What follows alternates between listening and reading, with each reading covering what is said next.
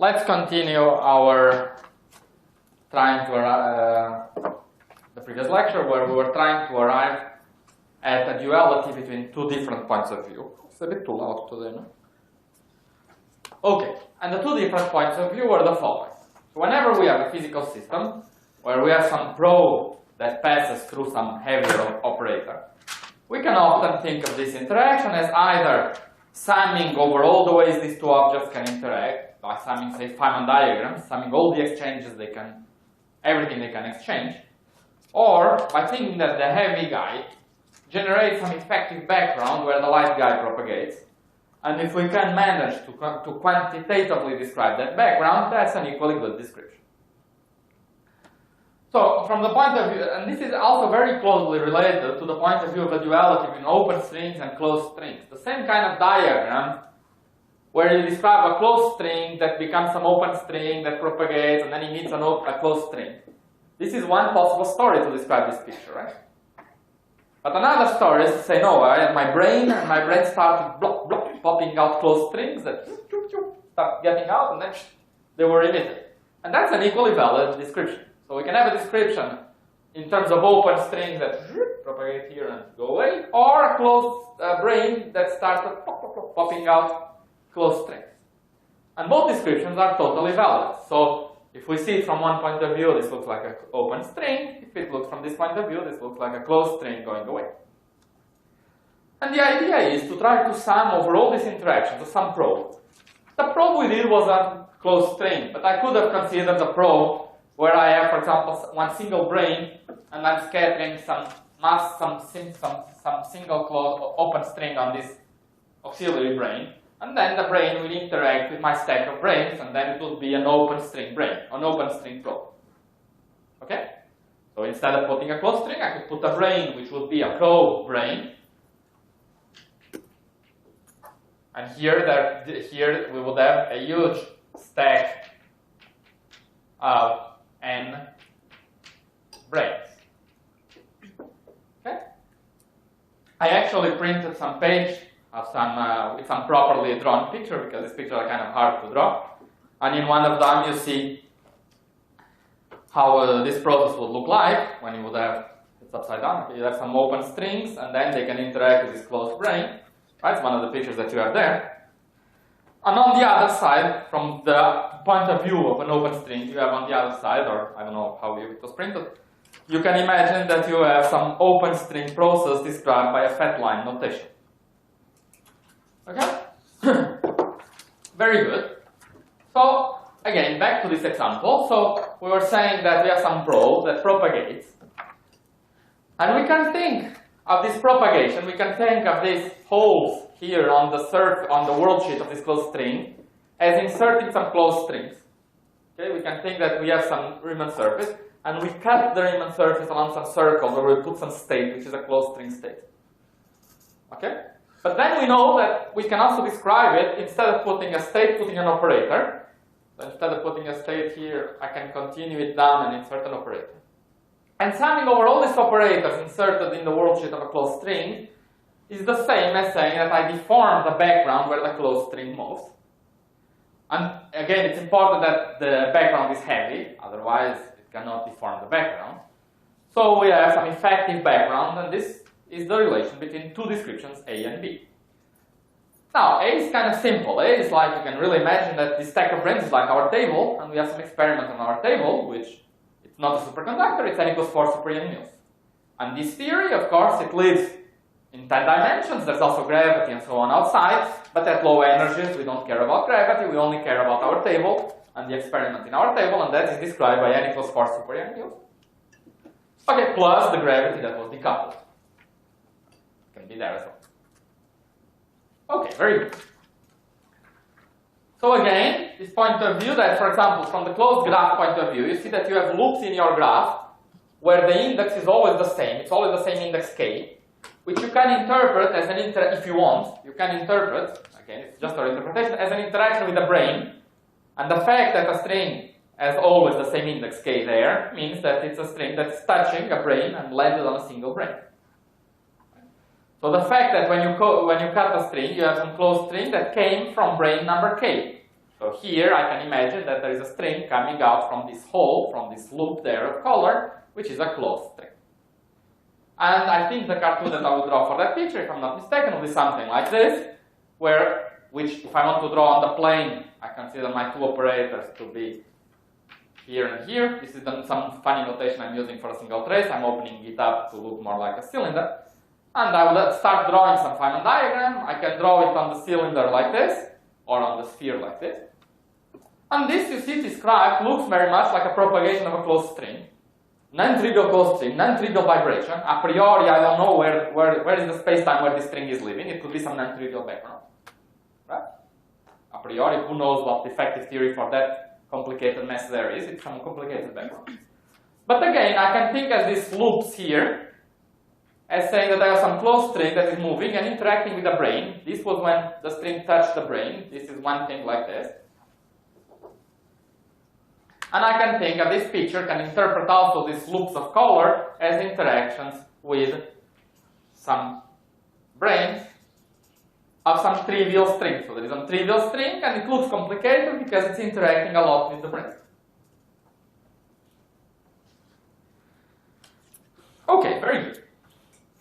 Okay, so these pictures, they are not exactly the pictures I gave you. You might be a bit confused by some of the words because they were taken from, they were not prepared explicitly for the lecture. I just thought it would be nice to print them 10 minutes ago, so I didn't have time to properly tailor them, but I think they more or less capture the spirit of what we are discussing.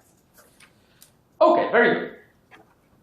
So now we go to side B. We go to ask ourselves, okay, what kind of background? Yes. Maybe a small question. So this n equal to 4 super animus you get from Nambu-Goto action for the brain, or? Okay. So again, so how did we describe effective actions in string theory? One way of doing it would be to start with the brain, study open strings, see how they scatter, compute a scattering process of 4 open strings, and then see how the massless modes on the brain. The massless modes. Okay, maybe it is a good point. It's important to emphasize that the massless modes, we have some index I to tell which brain this endpoint is, and index J, and you have these massless modes, A, mu, I, J, if you want. There's also other modes, but in particular there are these massless modes. Okay? These are contained there. And then you can ask, how do these massless modes scatter? You study a scattering amplitude in string theory, you have these massless modes, and you see that they scatter in exactly the same way as you would predict from n equals 4 super unit, from the scattering in a gauge theory. And then you could repeat the same exercise for all the massless excitations, and in this way reconstruct the action.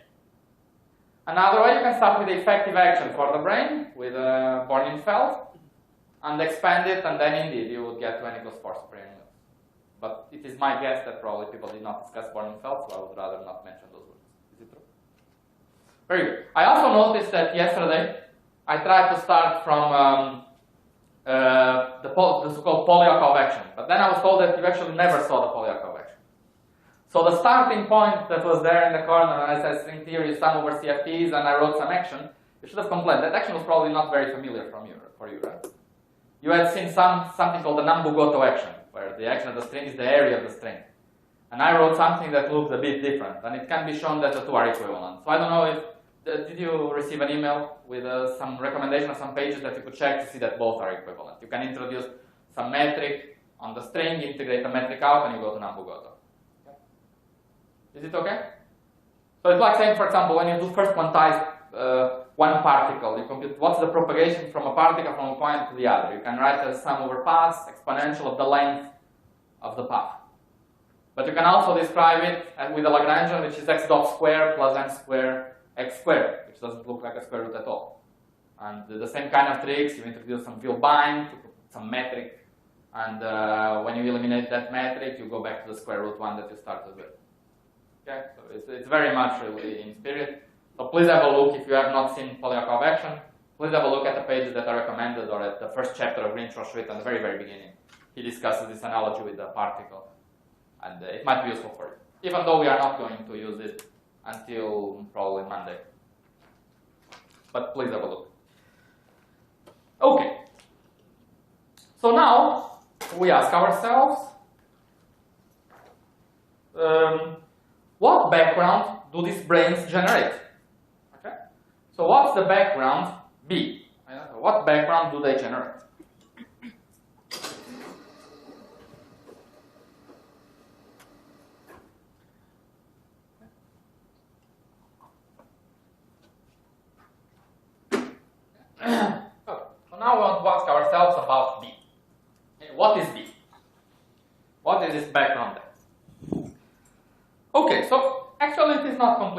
see, because you ask yourself, what's the low energy, how do I describe what background a heavy object creates? Okay? If it's a point-like object, it is just some black hole. Okay? Now, you have a theory of a spherical object, it will be a black hole. Now, you have an effective action that tells you that that string theory contains gravity plus other stuff, right? So you have some equations that tell you that R mu nu is equal to T mu nu, and you have Einstein equations, G mu nu is equal to T mu nu, you have Einstein equations for coupled to some other fields in this 10-dimensional supergravity low energy description. Okay? So whenever you have some very heavy object, very heavy, like a stack of n brains, it's a hugely heavy object, you can ask yourself, okay, let me go to this effective action, let me go to these equations of motion for my metric, for my background field, and as a source, let me put some very heavy plane. Okay?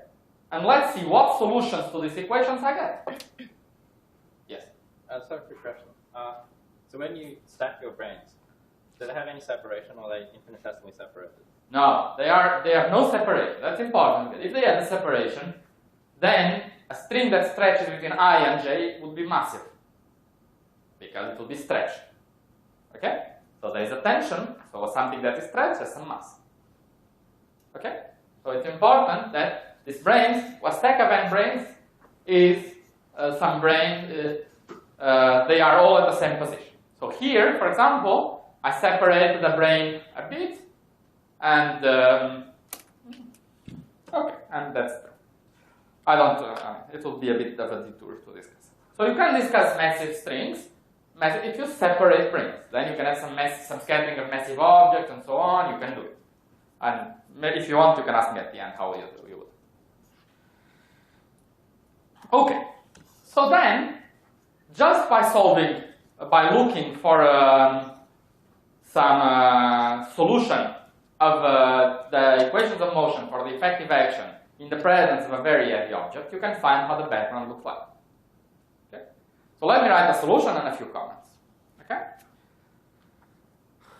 Okay.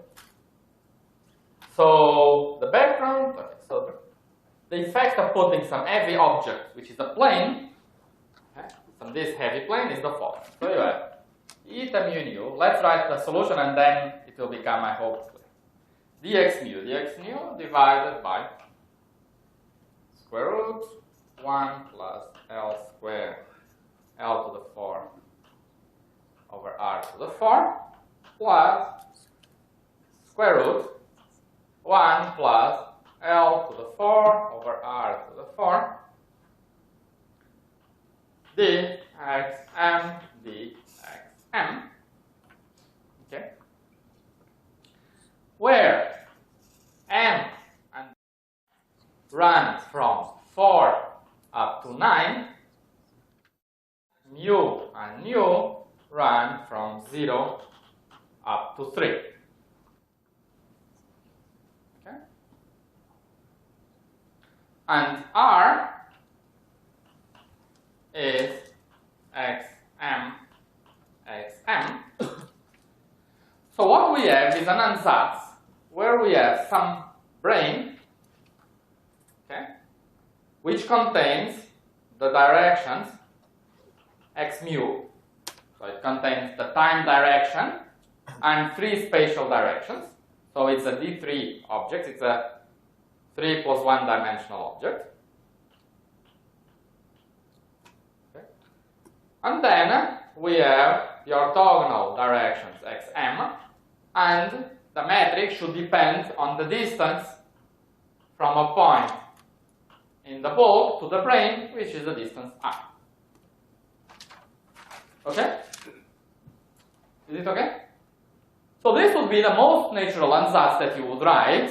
A priori, you would put here some function g of r. You would put here some function f of r. You would plug into the effective the effective equations of motion. Okay, effective modified GR equations of motion, and you would find F and G. Just find what background does a heavy source generate. Okay?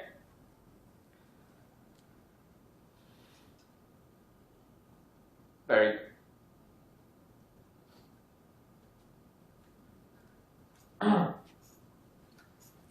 And you can relate L to the parameters that we are working on by the formula L to the 4 equal G string N 4 pi alpha prime squared. Okay? So the brains, they let me just tell you that you can find it. Okay, any question here? So this again is done by putting this stack of brains. You know how to identify how many brains you are putting because you can measure what flux they produce. This object, they are charged, and you can, as you know, and you can measure, you can identify the mass and the charge of these brains and make sure you are putting the right object in this effective description. You make an ansatz for how the background should look like. You plug it into this generalized Einstein equation and you see what does a very heavy plane generate. And they generate a solution that is called the black brain. It's not a black hole, it's called a black brain. Okay. A black 3 brain. Okay. Okay, very good.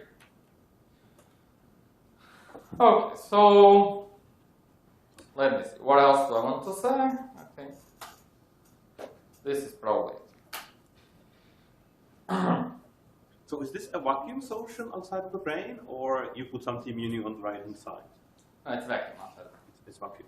Yeah. And so, where does the L come from? Sorry? Where does the L come from? Because from the source. So there's a source, a delta, that will be proportional. The source that you put at this R equals 0 will be proportional. The strength of the source will be proportional to how many brains you put.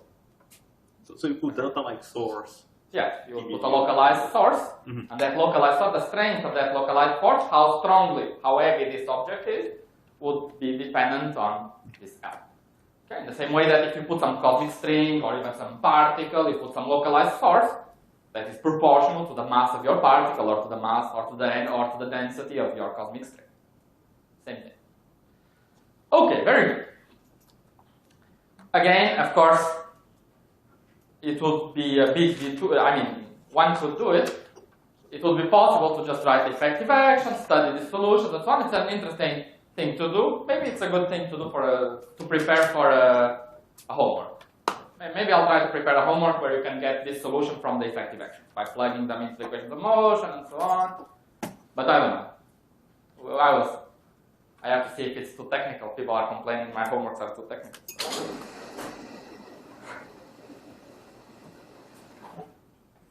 I'll see.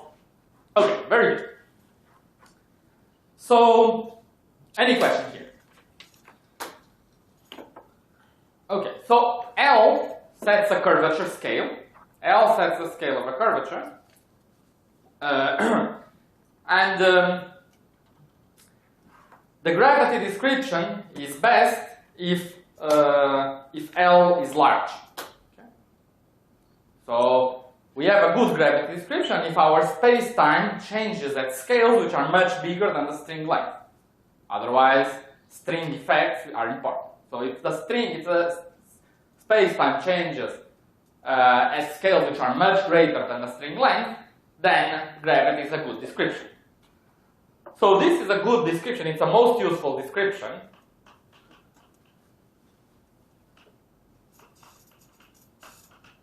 Okay, for L much bigger than the string length,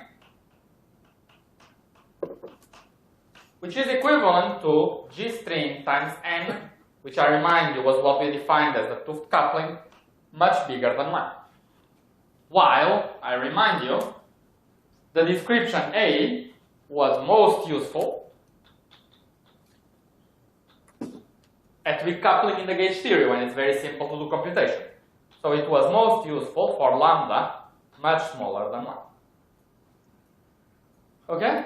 So this already hints to one of the great remarkable features, but also challenges of this duality, is that the duality will relate two descriptions, and one will be very easy to compute when lambda is very small, and the other is very easy to compute with lambda is very large. So it's extremely powerful because it maps what we don't know how to compute in one theory to what we know very easily how to compute in the other theory.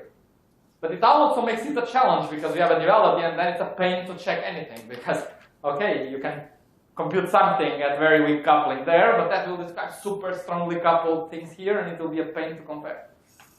So it makes it very hard to test, it makes it very challenging to test, but very powerful at the same time because it gives us a description that is useful in totally different regimes.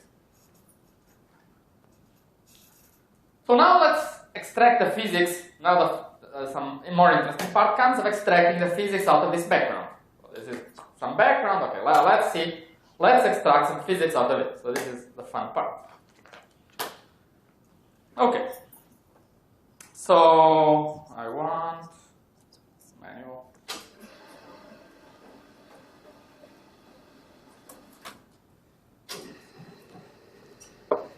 So now let's extract then some physics out of this background. And let's study what happens when we approach, when we are very close to the brain or when we are very separated from the brain. Right? It's the most natural thing to ask. So what happens if you go very far away from the brain? Okay? So if R is much bigger than L, what do you think should happen? Even before looking at the solution. You are very far away from the brain, you see flat space. Of course, you do nothing, right? You put an heavy object, then you go to the, then you go 50 light years away. Of course, you see nothing. And indeed, when R is very big, all the square roots just become 1. So the metric ds squared goes to just eta mu nu dx nu plus, okay, the other directions are Euclidean, so delta mn dxm dxn, which is just the 10-dimensional flat space.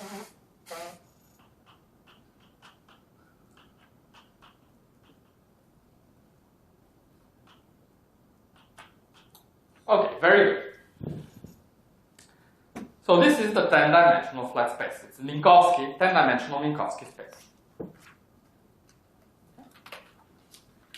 So this guy is nothing but minus dt squared plus dx1 squared plus dx2 squared plus dx3 squared. Okay? So a comment I want to make is that t here, delta t, if you compute something and tell me delta t equals something, okay?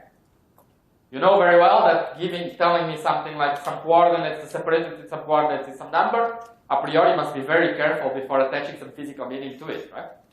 Coordinates are coordinates. So what you attach a physical meaning is to the line element that tells the proper length measured by some observer. So if you put an observer at very large distances, then, and fixed, then all the dx's are 0, so dt is identified with a proper time for an observer at infinity. Okay? So delta t is the time lapse measured by someone at infinity. Okay, very good. So delta t, which we also sometimes call, you see, because these dx mu are the directions inside the brain, sometimes we call this t the brain time. Okay? For obvious reasons, because this dx mu, they describe Minkowski space on the brain. So this t brain, just be careful what we mean by this t brain, is the time measured by an observer at infinity. Okay? Very good. What about very close to the brain. Now it's the other cortex. Now let's go very close to the brain.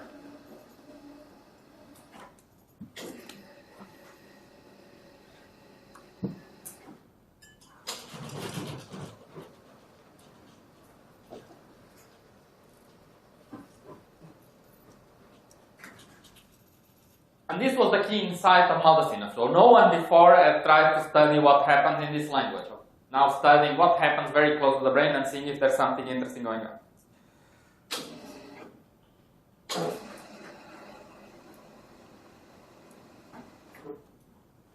Okay. So what happens now close to the brain? Sorry, yeah, close to the brain.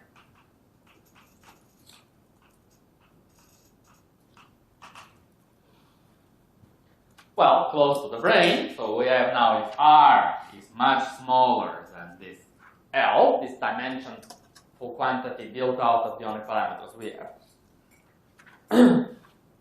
then the metric ds squared becomes, what does it become? It becomes the following. Let me write it in the following way.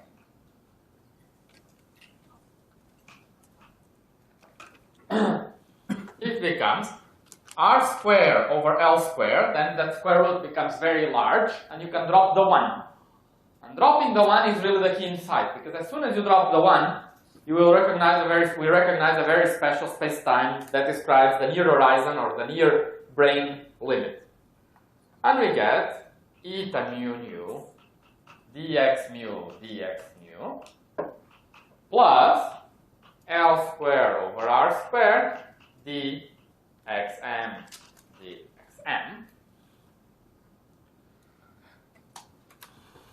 which you can write in the following way. You can write this guy in spherical coordinates as dr squared plus r squared d omega of a sphere, 5 sphere. Okay? So you can write these 6 dimensions as in radial coordinates, just like we did several times in the beginning. And then what we get is r squared over L squared. Let me just rewrite and put some brackets. dx mu. So I'm just rewriting again, moving the indices up and down for some strange reason. I don't know why.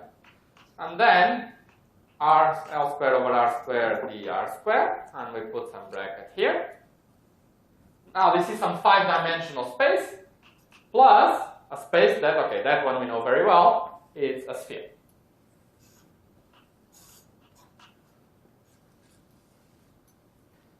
So this is just a 5-sphere.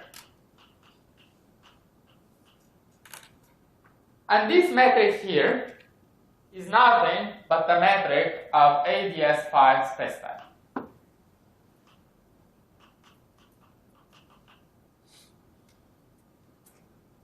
Okay? And since you already studied it in one of the tutorials, let me just tell you that to recognize it in the form that we have seen before, you do the change of variable z equal L over R. Okay? To recognize it in Poincare variables that we have used before.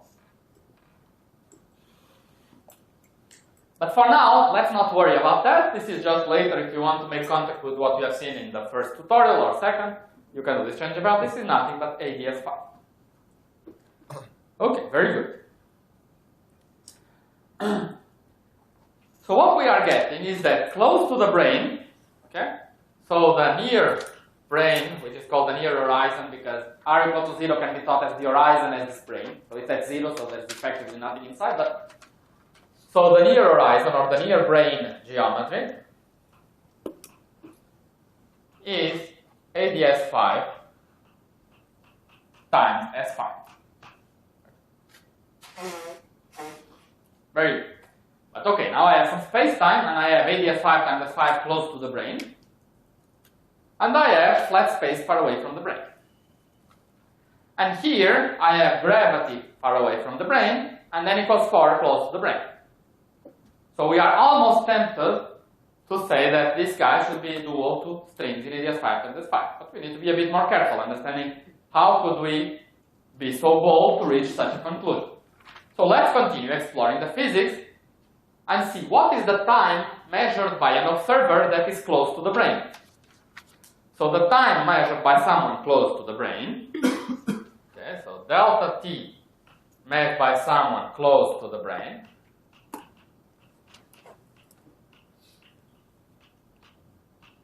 is just R over L times delta t brain, which is delta t measured by someone at infinity. So we have this redshift effect that times are very different.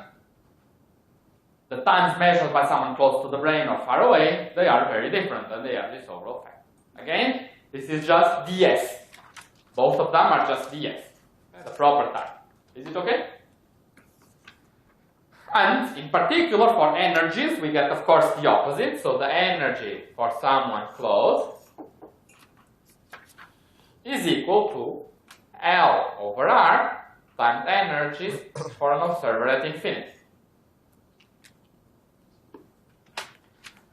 So then, this huge, let's see what's the effect of this huge red blue shift. Let's see what happens. So suppose we start, this is infinity, so we are very far away from the brain, so the brain is there, and I'm here. Okay, so someone is here. Yeah? It's okay? And there's someone else here. Okay? And this someone else has something, can be some string, there's something that has some energy. E. Some proper energy. An energy measured by him. We both agree what it is. A piece of plutonium. It's okay? And now, this guy decides to move close to the brain.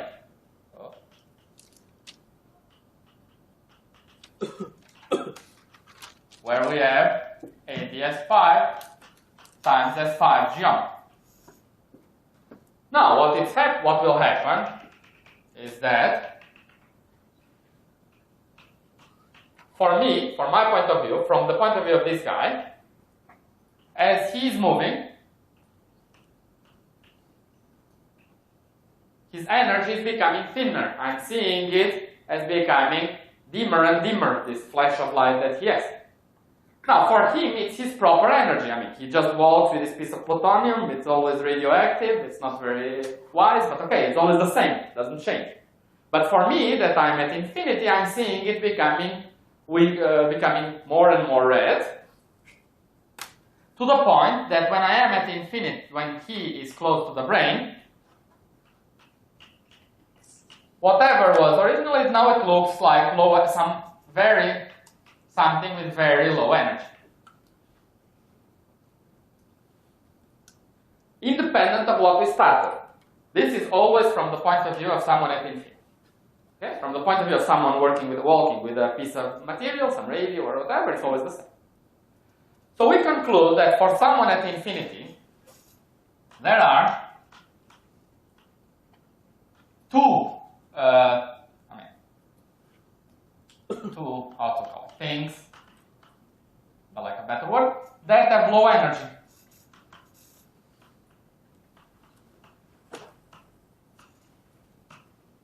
Okay? So they are, sorry, I have to, what has low energy for me at infinity? Well, we have supergravity, the low energy, the gravitons and so on, in what's called the bulk. Okay, this is in the 10-dimensional flat space. Okay, so I'm here at infinity. When I see flat space and I see a bunch of massless modes moving here, that's definitely some dynamics at low energy, right? It's just the same as in empty space. Plus, and now the important is anything close to the brain.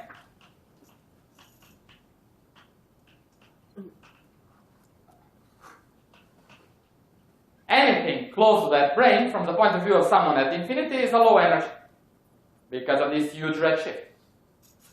So by anything, we mean really, for example, any strings. Massless, massive, whatever. Some massive strings, from the point of view of someone at infinity, they are also low energy modes.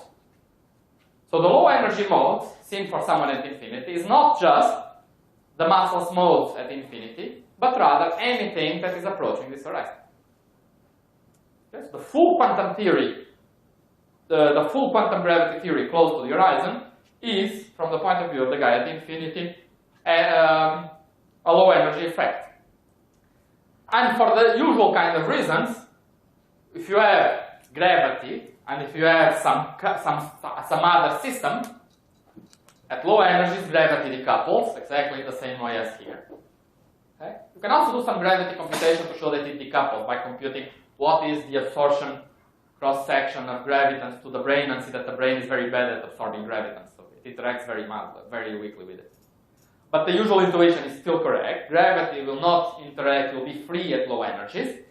So we conclude that point of view B tells me that at low energies, we have a description in terms of full string theory. Okay, let me emphasize. Full string theory in this near horizon geometry, ADS5 times S5, plus supergravity in 10-dimensional Minkowski space. Okay? Another way of seeing that when something is close to ADS, it will not couple much with something outside, is to realize that ADS is a gravitational box. It actually protects what's inside. And this you played a bit in your exercise, in second exercise, right? Seeing that ADS can be understood as this gravitational box. But we will see this in some more detail later. At the end of the day, what we conclude is that we have two equivalent descriptions. One, and both of them describe something plus decoupled gravity, so we can just cross it over.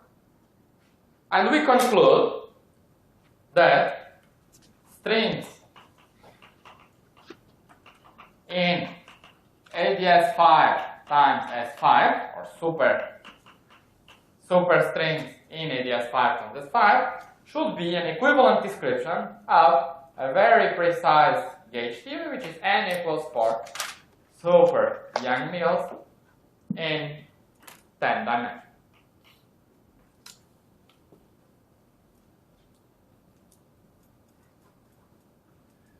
And this is what is called the ADS CFT duality.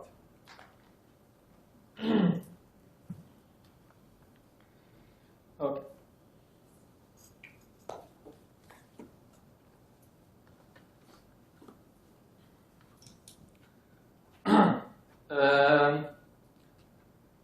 Any question?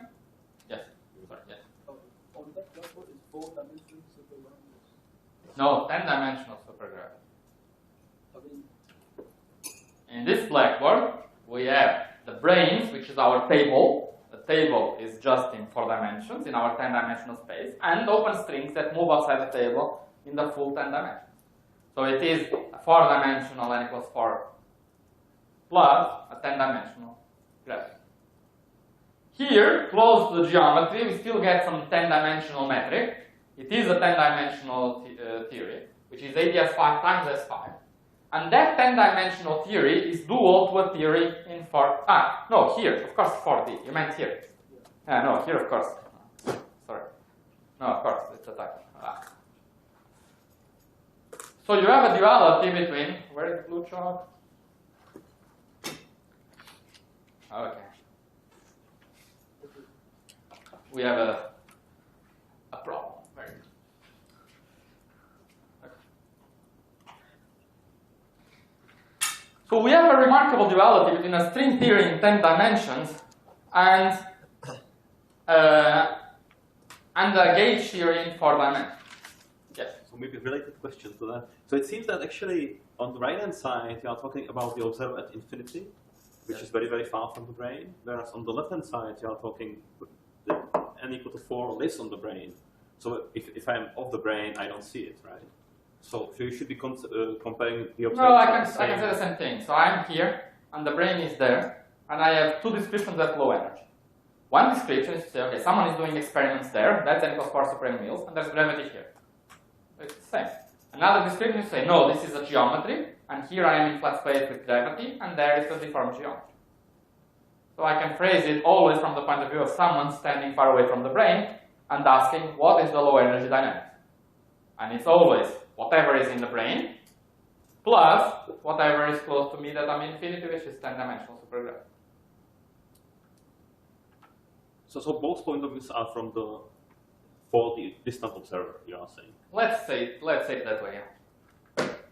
And these arguments that they decouple, you see now this justifies the name of all this chain of arguments. This is why it's called the decoupling argument. It's the notion that we have this description from the observer at infinity, and this 10-dimensional gravity decouples for whatever you do at the brain. And from one point of view, what you have is open strings described by n equals 4 supreme wheels. And from the other point of view, what you have is anything that goes there because of the huge redshift. For me, it's a low energy thing. Okay? Okay, very good. You can work out more carefully the mapping of parameters. So L is called the radius of ADS.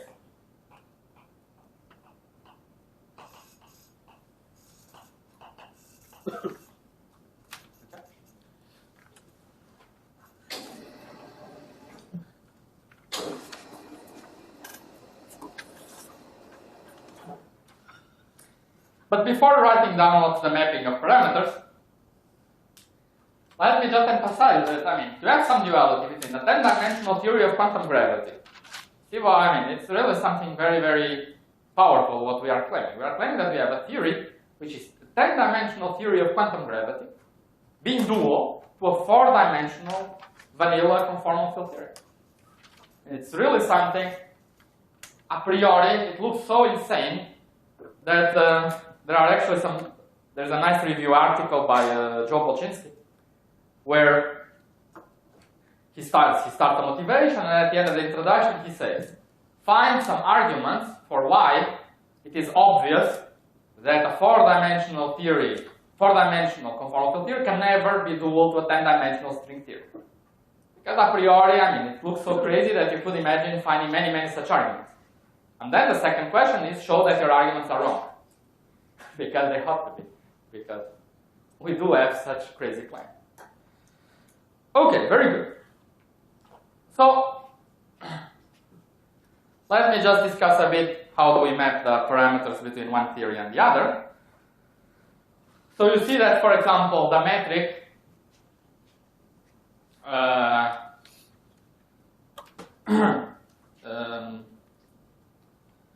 so the relation between, so you can write the action of the string as square root lambda over 2 pi integral of this g mu nu metric dx mu dx mu. And you can make all this dimensionless using L. Okay, you just redefine your coordinate to be dimensionless using L. For example, you do something like this: z equal L over r. Then r is always measured in units of L. Then, what was here before was a string tension. Now it's redefined. It must always be dimensionless because the action is dimensionless. So what we have here will be, if you do this exercise, L to the 4 over alpha prime squared. Just L squared over alpha prime, of course. So the map, or proportional to, so the map is that lambda, what we write here, is identified as L to the 4 over alpha prime squared. And this lambda is, this is on the string theory side. And this lambda is equal to G string times n on the gauge theory side. Okay, so if you work out the parameters where alpha prime is, L you see contains some G string and some N. So if you work out carefully, if you divide one by the other, and there are some pi's that I'm probably forgetting, but okay, maybe there are some pi's here, I don't know.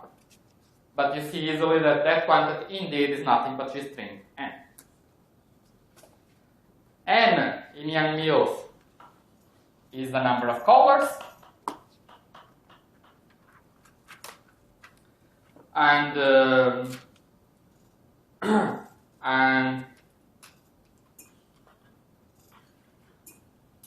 G string, which is sorry, let me write.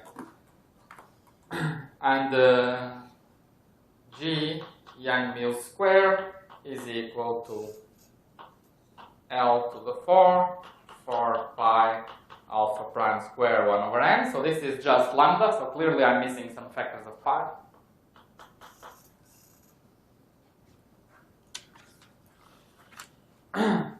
And this is nothing but G Yang-Mills square.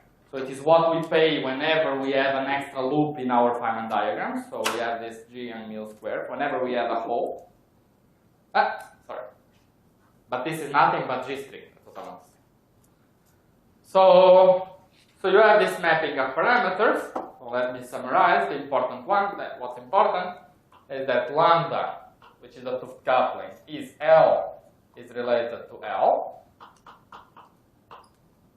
And G Yang-Mills square is just, as we saw already way before, the G string. So this is all you need. Okay? So notice that this is a map between just dimensionless quantities. And this is exactly what ought to be. So these are all dimensionless.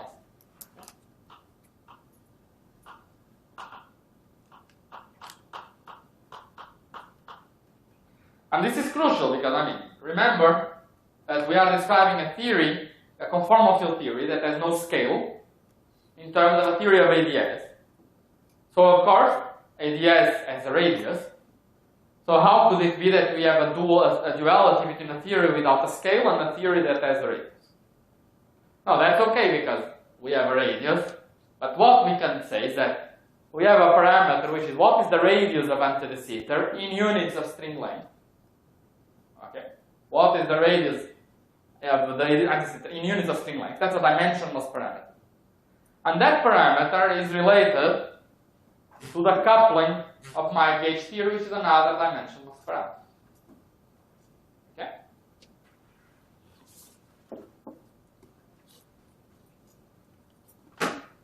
So the way to think about it is that there are two ways of thinking about it. I mean, the correct way is always to think only in terms of dimensionless quantities, but we cannot help thinking in terms of dimension for some time. So let me do it still. Suppose, how can I think about it? I can think that if I say that I have my string, it's fixed, it's a string of a given material, someone gave me a string, it has some tension. Okay? And then I have some theory, some gauge theory, some parameter lambda. And I can tune this parameter lambda from weak to strong coupling. And the claim is that I will be describing a dual theory of quantum gravity where the radius of ADS is either very big or very large. Then what will change is the radius. So lambda going to infinity, we describe a theory dual to ADS with a very large radius, which means that the curvature is very small. It's weakly coupled ADS, when ADS is very simple. When lambda is very small, it describes a theory where the ADS radius is comparable to the string length, but then the quantum effects from the string become very important, like when you try to put a particle in a very small box. Then it becomes crazy, hitting the walls like crazy, right? Okay, very good. So let's see. So let me summarize what do we have and what should we do. What do we need? So next. So what's next? Oh, very important is to say that two theories are dual to each other is kind of useless. So we need a dictionary.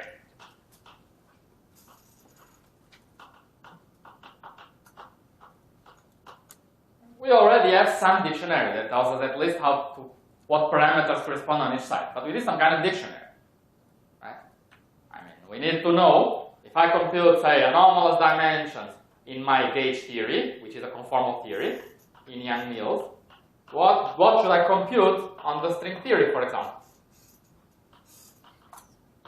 Right? I mean, otherwise, why do I want a dual description? If I compute something on one side and I don't know what it corresponds on the other side, then it becomes a bit useless. Right?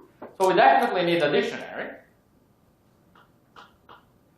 Something that we should also do is the next natural step would be we would like to have evidence. That is, checks of the duality.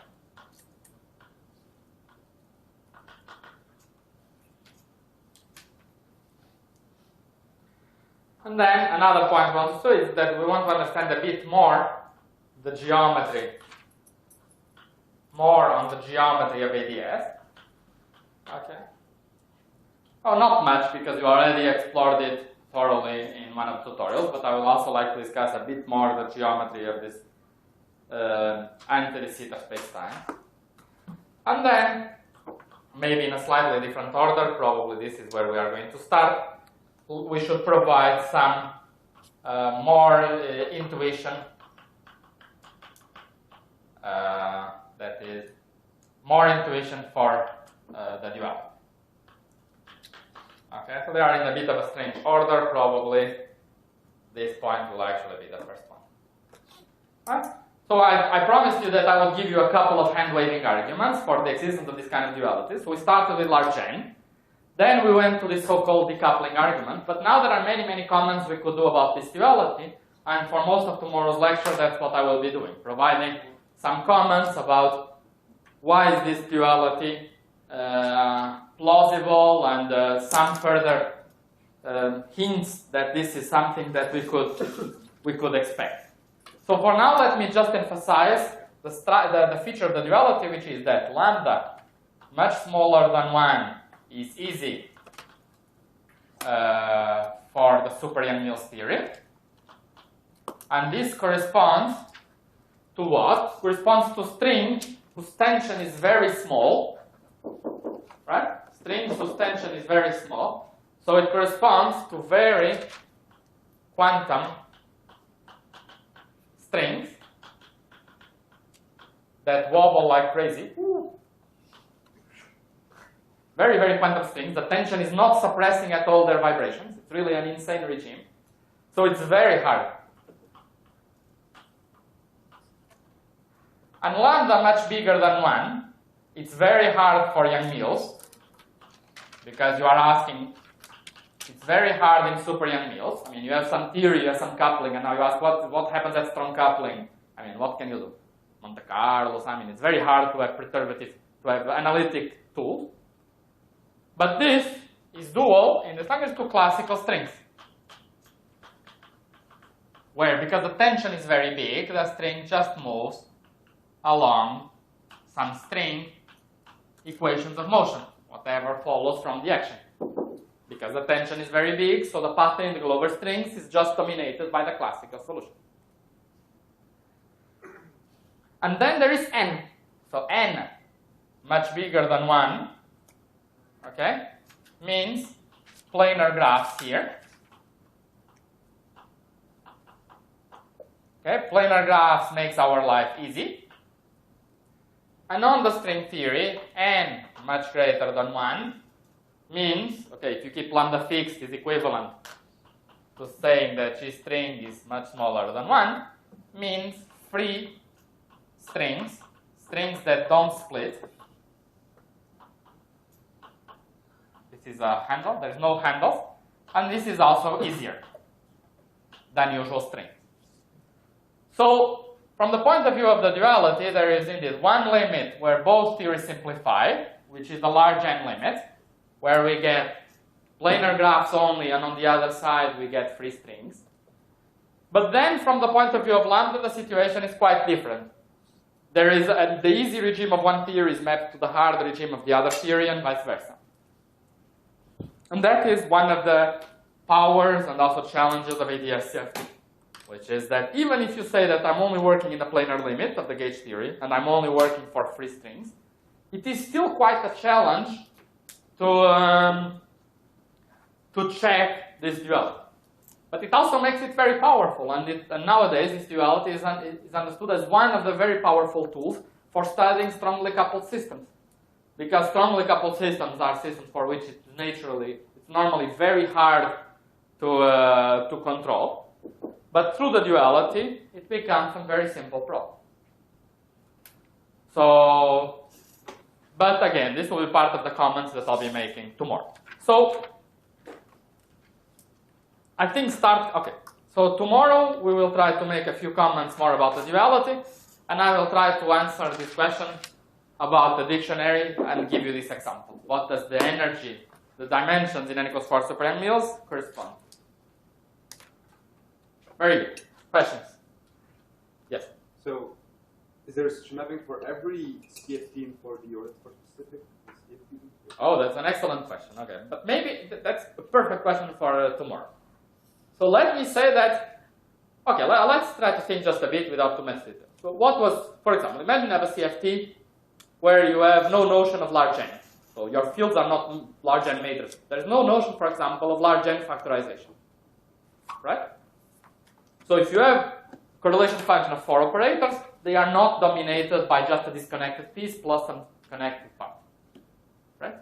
Then immediately your interpretation in terms of strings becomes quite tough. That is, you might have a dual description in terms of strings, but then that must be very interacting strings, right? I mean, then if you have a theory that is described by very interacting strings, okay, is it still useful to have a dual? Right? So immediately we see that it's very important to have some way of having some large n factorization, some notion that when you have correlation function of operators, they like to decouple. That corresponds to the intuition that to leading order strings like to propagate freely and only to subleading order they interact. Right? Then, for example, this is one of the conditions. So CFTs, if you want to have a useful ideal CFT description, they ought to have some very large n. But there's more, for example.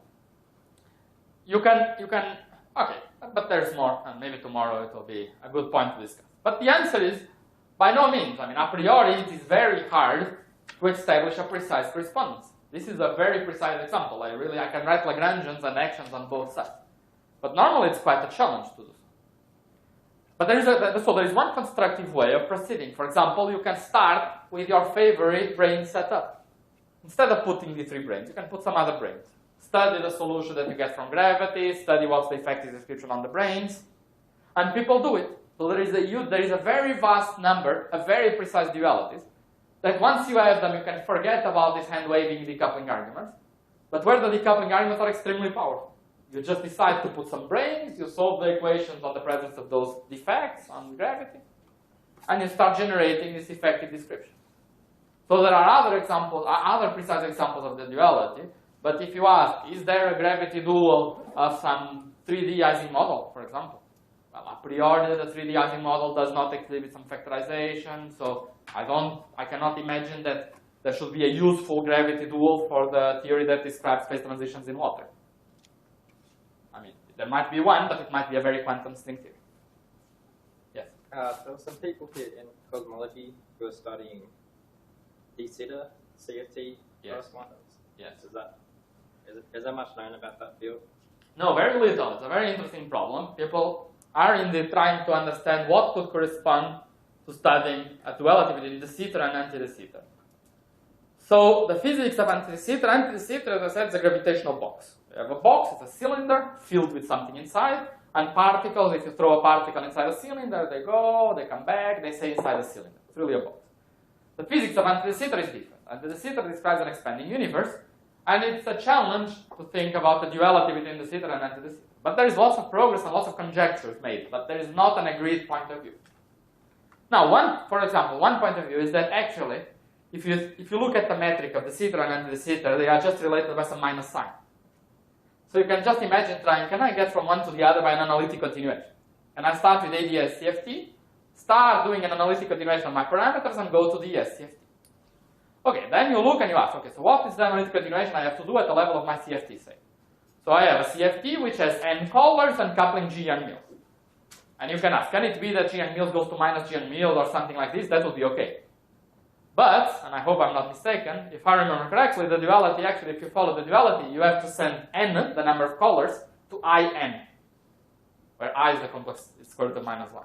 So it's kind of a tricky limit to do. Of course, if you could control it exactly, the theory, maybe you could imagine doing so. I forgot if it was in or minus n, but in any case, it was something that clearly was very incompatible with n being a number of colors. But still, there are theories that you can do it. And for example, there are some theories where you can understand what does the analytic continuation do, and you can show that you go from some ON theories to some SPN theories. And there is lots of interest in trying to understand this duality. It's a very important question for quantum cosmology. And very, very little is known about DSCFT, and it's very interesting. Yes? So maybe this can be made really precise, and it's a sort of a proof of this? What you showed us, it's a proof of this? Or? Yeah, I mean, it almost looks like a proof, right? Yeah. So, but, okay, yeah, I don't know. Some people would roughly call it a proof, some people would call it a conjecture. I think it's not a proof. I mean, I don't think it's a proof. You have many things, this decouples from this. And I feel like I hand wave the well a bit. I mean, I can still sleep well, but I wouldn't call it a proof. My standards for proof are a bit higher. I think no one would call it a proof. Yeah, there is some assumption that you can take this weak coupling limit and that there are no non-perturbative effects that could appear. I mean, there could be all sorts of fun things happening. So I will take this as almost a proof. And then with a few more checks that are highly unlikely, I would say, okay, I'm satisfied now. So I think this, together with a few checks that are really non-trivial, I mean, not based on symmetries, but I think that would satisfy. And those checks exist, so I mean, I have no doubt that this duality is correct, of course. And no one has. More? Okay, very good. So the hard part is done. Now we will go back to a bit less unwavering.